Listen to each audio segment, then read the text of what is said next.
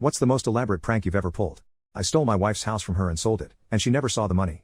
So about 10 years ago I decided that I wanted to own a house, but I didn't want to work for it. And so after some thinking, I got a genius idea.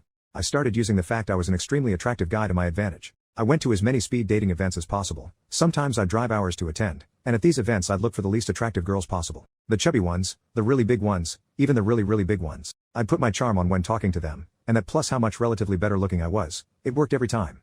I'd get their details, and that very same night cyber stalk them. I'd find out absolutely everything in an attempt to find just one who matched every criteria I needed. I went through almost 1,000 women with no luck, but then finally after 3 years I found the one. Becky.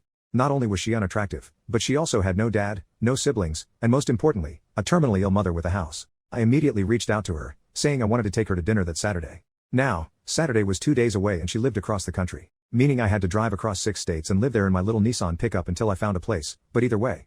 That Saturday I took Becky out to the arcade, and I could tell she was into me. She kept touching my arm, staring into my eyes, and the looking at her made me want to shiver in disgust. I acted my butt off. I acted so well it made me question if I could be sociopathic. We kissed a lot, and at the end of the night I ensured the slam dunk home run by asking if I could come over to her place. I would have asked to end up back in mine, but she thought I grew up here and had a place, and since I was living in the Nissan parked outside the arcade, we went to hers. From that day on I made her life a living dream. I gave her flowers, chocolates she really didn't need, and all my love. The day she broke down about her mother for the first time is still one of the funniest to me. She was going on and on about how her only family member would die, all while I only had 2 things on my mind. I already know, and what about the will? I actually married her before her mother's death too. It seems karma had it out for me though. Her mother lived half a year longer than the doctors gave her, which meant 6 extra months of putting up with Becky, who I hated. She chewed loudly, snored loudly, burped loudly, farted loudly, and insisted we do it 3 times a day. There were nights I'd lay awake with the thoughts of ending it going through my mind. Either way, soon after her mother's death, I framed her for cheating, confronted her with the evidence, and started divorce procedures. She cried and begged me to believe her, but I had come so far, I wasn't stopping now. And then while the divorce was finalizing, I framed her for fraud. I anonymously reported her for a Ponzi scheme I had been running in her name since we met.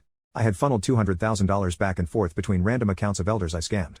Even though there was no hard evidence, I knew this plus the divorce would overwhelm her. I was correct, and as the investigation was ongoing I gave her the idea.